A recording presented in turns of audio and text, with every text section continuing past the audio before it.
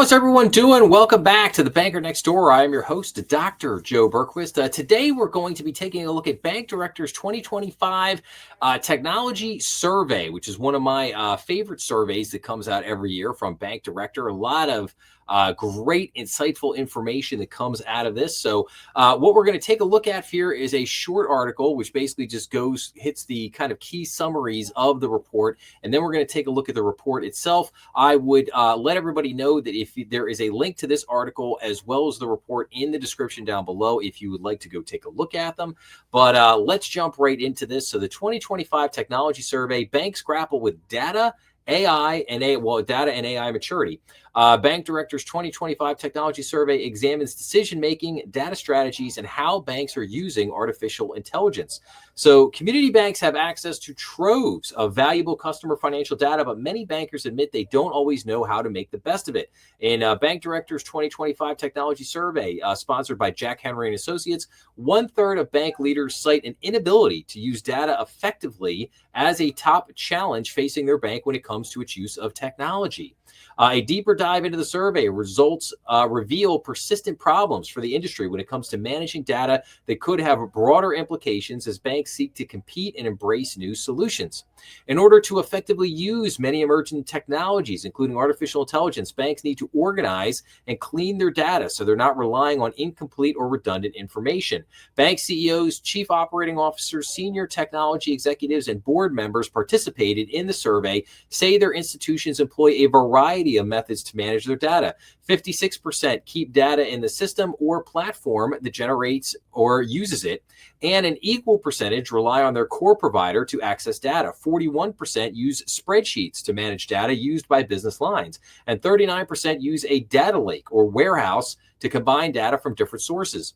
Relying on spreadsheets to manage data is not only cumbersome and inefficient, it introduces vulnerabilities around governance, data integrity, security, and compliance, says Jennifer Geis, Senior Strategic Advisor of Research and Payments with Jack Henry.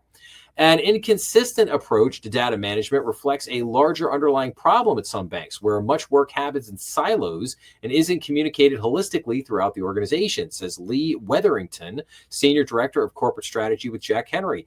All banks have multiple systems of record for different kinds of data, but until you aggregate the data from those systems in one place, you don't have a single source of truth to drive reliable analysis, automation, AI, and strategic decision-making across the bank. Some banks are tackling this challenge. 28% of all respondents say their institution has invested in data analysis platforms or capabilities over the prior 18 months, a percentage that climbs to 70% for banks over $10 billion in assets. Half of respondents believe their bank effectively uses data analytics in the realm of regulatory compliance, and 47% say the same enterprise risk management. Majorities believe their bank does not effectively use data analytics in marketing, operations, or human resources. Respondents from large banks are much more likely to say they effectively use data analytics in all of these functions. As the industry works to enhance its data capabilities, one fundamental problem is becoming clear, says Wetherington. Banks may not have enough data on their own customers, who often use a broad array of financial services providers. Without minimum viable data on customers, being a fast follower is not an option.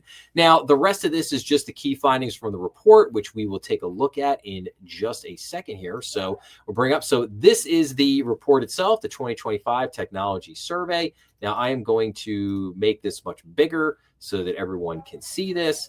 And we're going to go down here. So we kind of went through this. So now let's take a look at the key findings here. So acting on AI. So majorities of respondents say their banks has taken some initial steps in response to the growing prevalence of artificial intelligence technologies, including drafting an acceptable use policy for AI, 66%, and experimenting with AI in limited use cases, 62%.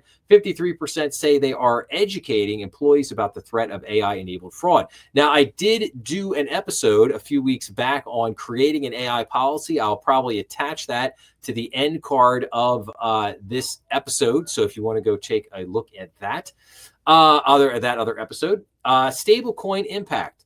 Just over half of bank executives and directors say they are slightly concerned about the impact of stablecoins on deposit competition, and 19% are moderately concerned. A quarter are not concerned at all. Looking at the broader competitive landscape, 60% identify local banks and or credit unions as their greatest threat, followed by big or super regional banks, 53%, and fintech companies that offer a range of products such as PayPal or Block at 44%. Now, I will say the stablecoin thing, I think that is a little surprising because I do think it's a potentially big issue that could dramatically impact deposit competition. The question becomes on whether or not you can actually use stablecoins to buy something. Like, can you go into Walmart and buy something with it? Like, that's the big question. If that day comes, look out. The stable coin thing is going to change, and it's going to change very fast. Okay, a defanged CFPB. So the Trump administration ordered the Consumer Financial Protection Bureau to halt much of its work earlier this year, and the Bureau indicated in an April 2025 memo that it would focus enforcement efforts more on depository institutions than on non-banks and fintech firms. 62% of respondents say this would negatively impact banks' ability to compete. Yeah, I don't see that. I don't see that. I really don't care, honestly, if the CFPB is there or not. It's just one less regulator. I mean, we don't have enough regulators. Yeah, I don't buy that argument one bit.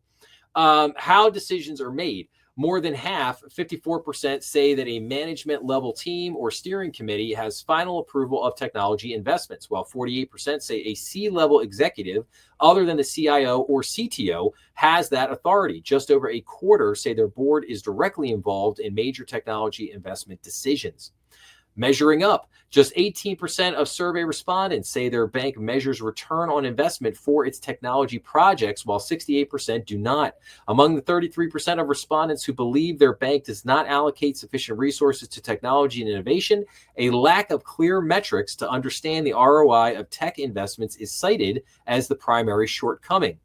And then finally, not meeting targets. 56% of bank executives and directors say their organization sets clear objectives for technology initiatives and investments. Of those respondents, 41% say a tech initiative has fallen short of the objectives set for it sometime in the past 18 months. Now, it's no secret. Most people know that like 70 to 80% of projects basically fail. And they are not they're not complete failures, but what happens is it takes way longer to implement than you think. It costs a lot more to implement than you think, and it really just doesn't ever return. It never has the ROI that you really think it's, you're projecting it to put out. So that's just reality of the situation. All right, let's get into some of these questions here. So competition and strategy. Of the following, which three do you consider to be the greatest competitive threat to your bank? 60% say local banks and or credit unions. 53% big super regional banks. 44% financial technology companies that offer a range of products such as PayPal or Block. Cash App or Square also considered. 40% neo or challenger banks that attract customer deposits such as Chime. And then it goes down, and then 16% digital non-bank business lenders. So very interesting there. Number two, how would you describe your bank's approach to new technology adoption? 56% say we tend to be a fast follower. 32% we tend to be behind the curve on technology, and 12% we tend to be an innovator. So, and here's the issue with this, right? If you are a $5 billion bank and you're making, let's say you're making $30 million a year, $40 million a year of profit. Okay. And that's pure profit after everything, everybody's been paid, dividends been paid, money and loan loss reserves, all that. You're still, after everything's done, you're still making, $30-40 million in profit. Right. And your credit quality is pristine. There's no real major issue there. Your biggest issues right now are just, like I say, competing against some of these other banks, finding local talent, managing the cost of the bank, keeping your efficiency ratio in line. If you're going to expand, can you get the talent that you need to expand? All those kinds of things. Those are like your big issues right now. Technology obviously is critical to being able to do all that. But it gets back to this thing of like, well, are you going to invest all this money in? And you kind of end up in this, well, if it ain't broke, don't fix it. It's not until profitability starts to go down and efficiency starts to wane and those numbers start to go up. And if you're publicly traded, investors or shareholders start asking a lot of questions about, hey, how efficiently are you running this bank? That's usually when things change. Or maybe you have an older CEO who retires and you get a younger CEO in there that's much more tech savvy, who wants to move the bank and more of a tech savvy. These are the kind of things that you run into in the banking business. When a lot of people are like, oh, banks are dinosaurs and they're always lagging behind and they don't invest enough money or whatever. Yeah, well, there are reasons for that. It's not as maybe black and white as you think it might be. So anyway, all right, I digress. Get off the soapbox. Okay. Number 3, what is the primary objective that guides your bank's technology strategy? So 65% is improving operational efficiency. 25% say attracting and retaining customers. And what is that? About 4% say growing low-cost deposits, and 3% remaining relevant to younger generations. Number 4, how would you rate your level of concern about the impact of stablecoins and cryptocurrency on your bank's ability to compete for deposits? 52% are slightly concerned, 25% not at all, 19% moderately concerned, and only 5% are very concerned. Yeah, I am in that 5% category. But again, I will put the caveat out there. It depends. It depends on how some of this stuff plays out. Okay, number 5, serving customers. Number 5, what digital capabilities does your bank offer to its retail customers? 73% deposit account onboarding. 73% person-to-person payments, peer-to-peer payments. So that would most likely be through Zelle. 65% mortgage loan applications processing. 45% customer loan applications processing, 43% personal financial management / digital budgeting capabilities, 29% wealth management capabilities, including brokerage, 25% branch appointment scheduling, and then 23% chatbot / automated communications. So, and 17% asynchronous digital communication with bankers. So kind of interesting. So some interesting ones there. Number 6, what digital capabilities does your bank offer to its business customers? 69% offer treasury management, 61% integration with accounting systems, 50% deposit account onboarding, 46% mobile payment acceptance, 45% is loan application processing, 36% real-time payment capabilities, 30% payroll services, 27% chatbots, automated communications, 17% invoicing, 16% accounts payable, 15% cash flow accounting, 14% is accounts receivable. So interesting stuff there. Number 7, do you believe that your bank's payment offerings are sufficient to meet your customers' needs? 41% say yes. Only 41% say yes. 36% say no, and 23% are just flat out unsure. I actually think 23% is a very, the unsure, I think is a very actually honest answer on that one. So adoption and spending. So at number 8, over the past 18 months, has your bank upgraded or implemented any of the following to enhance customer experience or improve efficiencies? 37% payment capabilities, 35% say fraud resolution, 33% digital retail account opening, 32% is artificial intelligence tools, to 28% data analysis platforms, 23% digital business account openings, 23% digital marketing platforms, 22% digital consumer or mortgage lending. We'll keep it. Number 9, does your bank set clear objectives for its technological initiatives and investments? 56% say yes, 36% say no, and 8% are unsure. Number 10, does your bank measure return on investment for its technology projects? Only 68% said, 68% said no. Does your bank measure return on investment for technology projects? 68% said no. 18% said yes, and 14% were unsure if they measure the return on investment on tech. How can you not measure your return on technology projects. And I think the reality is that they're not measuring the return because they don't like the return that they're getting. I would say that, yeah, they'll sit there and say that they're unsure because they know the number and it's ugly and they don't like it. So therefore they don't want to talk about it. Number 11, over the past 18 months, have any of your bank's technology initiatives fallen short of your bank's objectives? 44% said no, 41% said yes, and 15% are unsure. So we're going to sit there. We're going to say 56% are saying that their bank's technology initiatives have fallen short of the bank's objectives. That's how I'm going to read that one. So the majority, 56%, have fallen short. Number 12. Why was your bank unable to achieve its objectives in adopting technology? 56% said insufficient vendor support or performance fell short. 41% said lack of employee adoption. 41% said longer than expected implementation time.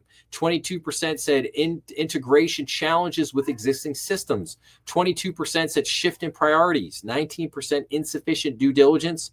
19% budget constraints. 11% lack of client adoption. So, yeah, all of the classical things that you see there for technology adoption, insufficient vendor support or for the performance just fell short, lack of employee adoption, longer than expected implementation time. So all your classic things. Number 13, how much has your bank budgeted for technology in fiscal year 2025? Median percentage allocated for technology, 2.5 million. 14, how much is your bank budgeted for technology in fiscal year 2025 is a percentage of non-interest expenses. The median percentage was 14%.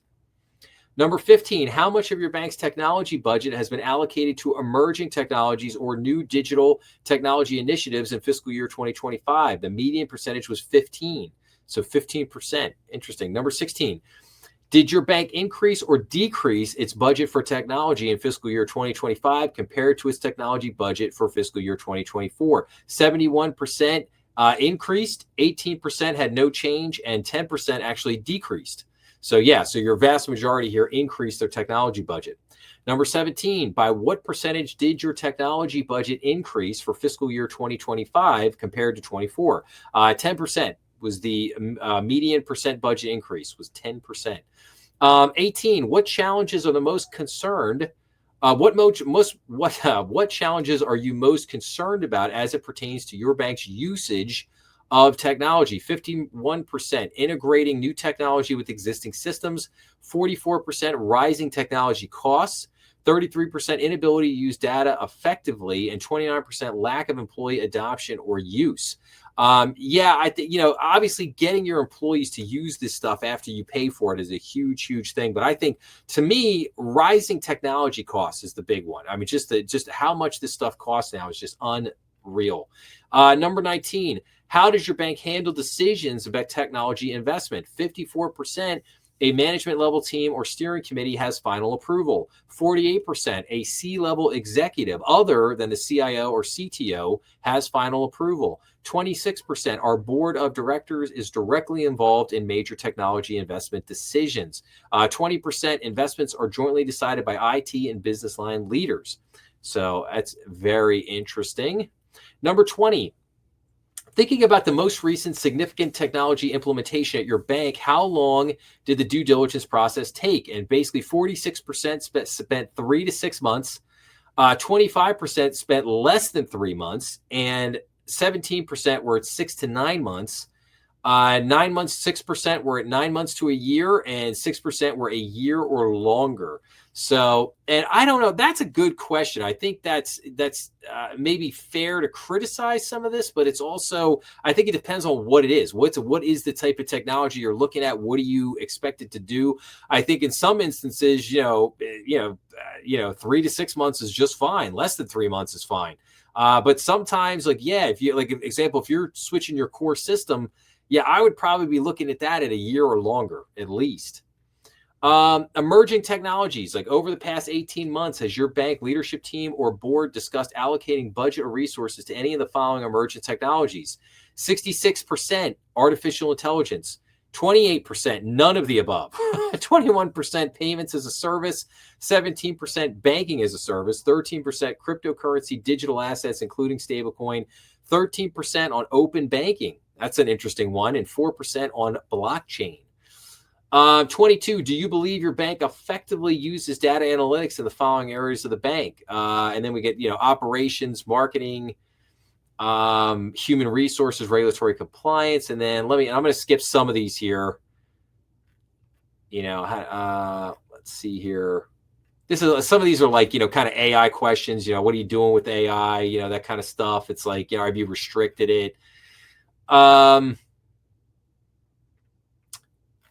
right, let's see here. I just want to make sure I'm not missing any of the big ones here. I don't think I'm missing anything really hypercritical here. Yeah, okay. So that is the end. So that is basically the technology survey there for 2025, everyone. Like I said, I have links in the description box down below if you want to go download these and take a look at them. But with that, I will wrap this episode up by saying if you like this episode, please make sure to like, share, and subscribe, as it always helps the channel. Remember, we are on YouTube, Rumble, and all major podcast platforms. Please be sure to leave your comments down below, as I always love getting back to everybody. And as always, make sure to check out some of the other content on the channel. I thank you so much for listening. Have a great day out there, and I will see you again real soon.